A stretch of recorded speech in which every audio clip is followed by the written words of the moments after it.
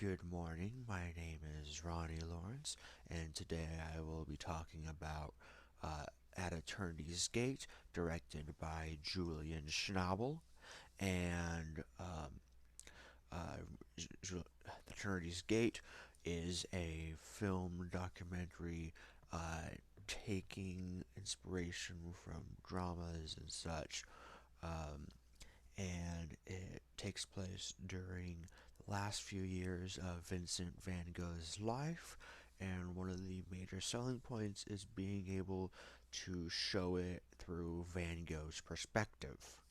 Uh, and in honor of that, I will be talking about the artistic audiography and videography, and how we are able to see this film and the documentary through Van Gogh's perspective, as that was the most highly advertised part of this. Throughout At Eternity's Gate, we are treated to solo scenes of music, usually through transportation or during painting sequences.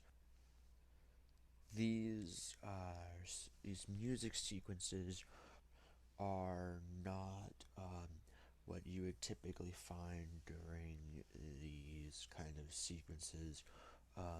Usually, you would be treated to classical music or possibly something along the lines of a modern piece. Rather, what we find is less functional and less appealing, but still reminiscent of the Van Gogh or the scene we are presented. These pieces, um, they appear to be impressionistic.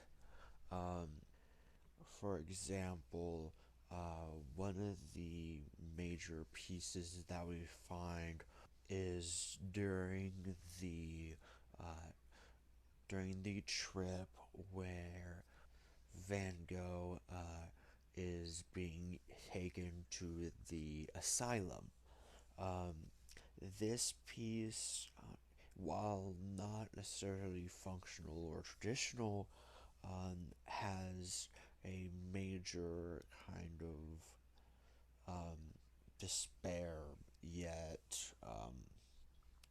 still uh, invokes the idea of this of the spirit of Van Gogh, and his pieces.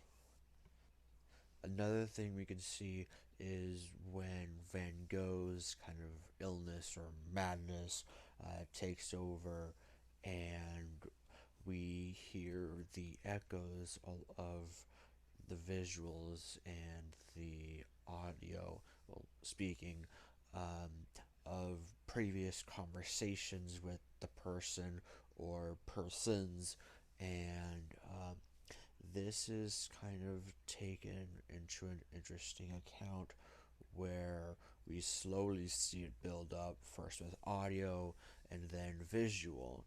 Though, interestingly enough, we find that Van Gogh's madness, or at least throughout the film, we see that it starts to build up during during something that will segue into the next segment, which is the artistic videography, where we kind of see some interesting perspectives. First off, is where we see a kind of visual motif where on the screen we see the bottom part blurred. And it's not noticeable at first, but by the two-thirds point of the movie, we see that half of the screen from bottom up is completely blurred, possibly showing something akin to his madness. And during these sections of, in quotes, madness, we see that that during his sections of madness, there, along with the auditory kind of hallucinations, we see visual hallucinations, especially during the end of the movie, in the a chapel, um, with his, I guess, idol. Um, and these visual hallucinations appear to be some kind of after images. And in the last segment, I wanted to talk about, well, the main point of this, which is being able to see this through Van Gogh's perspective.